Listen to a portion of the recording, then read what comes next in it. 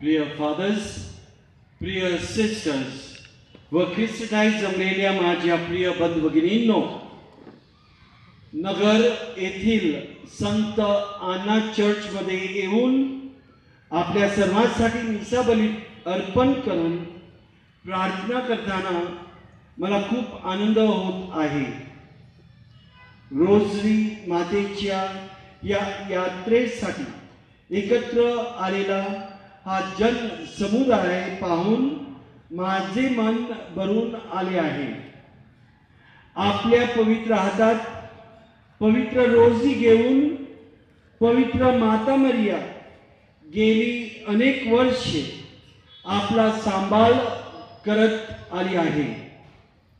लहान बालकांप्रमाणे आपल्यावर प्रेम करून आपल्याला जपत आली आहे। म्हणून लहान थोर, श्रीमंत गरीब सर्वजण पवित्र रोजी मातेच्या चरणाशी लोटांगण घालत आहेत। खरोखरच आजचा दिवस आनंदाचा आहे, यात्रेचा आहे, फार मोठ्या उत्सवाचा आहे। रोजरी मातेच्या नावाने भरलेली आजची यात्रा हा पवित्र उत्सव आपल्याला पवित्र मरियेच्या जीवनावर मनन चिंतन करण्याची सुंदर संधी प्राप्त करून देत आहे। पवित्र मरियेची नम्रता, देवावर असलेली तिची अपार श्रद्धा, प्रभूची दासी म्हणून मरियेने पार पाडलेली भूमिका, तिचे दुःख व वेदना, देवाची इच्छा पूर्ण करताना तिच्या भावना इत्यादी बाबत आपण मनन चिंतन करून पवित्र मरियेच्या जीवनाबद्दल जाणून घेऊ शकतो।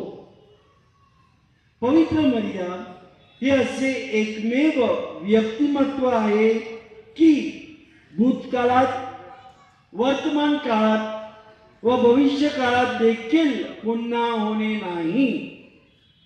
एक वेगळेच व्यक्तिमत्व, एक वेगळीच जीवनशैली म्हणजे पवित्र मरिया जी आपणा समोर आज उभी आहे। ती आपल्याला आरोग्यदायी कृपा व आशीर्वाद देत आहे। प्रिय बंधू भगिनींनो, इर्मया भविष्यवाद्याच्या पुस्तकातून घेतलेल्या आजच्या पहिल्या वाचनात परमेश्वर म्हणतो, तुम्ही आनंदाने गजर करा, जय जयकार करा, घोषणा करा व स्तवन करीत असे म्हणा, परमेश्वराने आपल्या लोकांचा उद्धार केला आहे।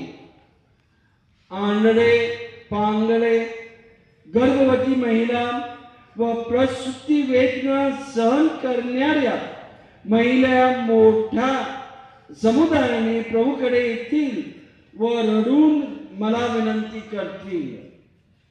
मी त्यांना सरळ मार्गाने पाण्याचा प्रवाहाकडे नेईन। येथे आपल्याला परमेश्वराचे प्रेम व माया याचा अनुभव येतो। तसेच रडणाऱ्या, आजारी, अंध व पंगू माणसांचा विश्वास दिसून येतो। परमेश्वराकडे रडून विनंती करून प्रार्थना करण्याची पद्धत आपण येथे पाहतो व या सर्वांची प्रार्थना परमेश्वर ऐकतो व त्यांच्या मागण्या तो पूर्ण करतो।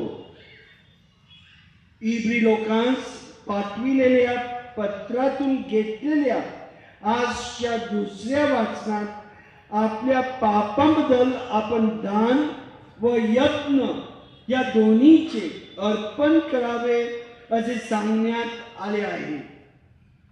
ख्रिस्ताने प्रमुख याजक होण्यासाठी स्वतःला गौरविले नाही, तर परमेश्वर पित्याने त्याला गौरविले व मल्कीसदेकाच्या संप्रदायाप्रमाणे त्याला युगानुयुगाचा याजक केले. ज्यावेळी आपले आजार दूर होतात त्यावेळी आपल्या पापांबद्दल आपण दान व यत्न या दोन्हीचे अर्पण करावे अशी सुंदर शिकवण आजच्या दुसऱ्या वाचनात आपण पाहतो. आजच्या संत मार्कच्या शुभ वचनात तिमोथेयाचा मुलगा बार्तिमेय जो आंधळा होता तो रस्त्यावर भीक मागत होता. त्याला समजते की येशू नाझरेथकर रस्त्यावरून चालला आहे. त्याच्या जीवनातील हा क्षण महत्वाचा होता. ही संधी त्याला गाळून द्यायची नव्हती म्हणून तो जीवाच्या आखंताने ओरडतो व म्हणतो, हे दाविदाचा पुत्र माझ्यावर दया करा. बार्तिमेयची एका वाक्याची प्रार्थना ज्याच्यामध्ये भावना होती, त्याची वेदना होती, त्याचे रडणे होते, त्याची श्रद्धा होती. ही प्रार्थना येशूपर्यंत पोहोचते व येशू त्याला बरे करतो. येशू त्याची मागणी ऐकून घेतो व त्याला दृष्टीचे दान देतो. प्रिय बंधू भगिनींनो, आजच्या तिन्ही वाचनात आपला विश्वास व श्रद्धा पापामधून निर्माण होणारे आजार, परमेश्वराकडे रडून केलेली विनवणी व आभार मानण्यासाठी केलेले दान व यत्न या सुंदर गोष्टींची आपल्याला प्रचिती येते. सध्याच्या युगात आजारपण इतक्या मोठ्या प्रमाणात वाढत असताना तसेच या आजारपणात डॉक्टरांचे व विविध औषधांचे उपचार घेत असताना आपली परमेश्वरावरील श्रद्धा किंवा परमेश्वरावरील आपला विश्वास किती मोलाचा आहे याचे ज्ञान आपल्याला देण्यात आले आहे. होय माझ्या प्रिय बंधू भगिनींनो, आज आपण रोजी मातेच्या यात्रेसाठी, उत्सवासाठी आलो आहोत. आपले मन आनंदाने व हर्षाने भरले आहे.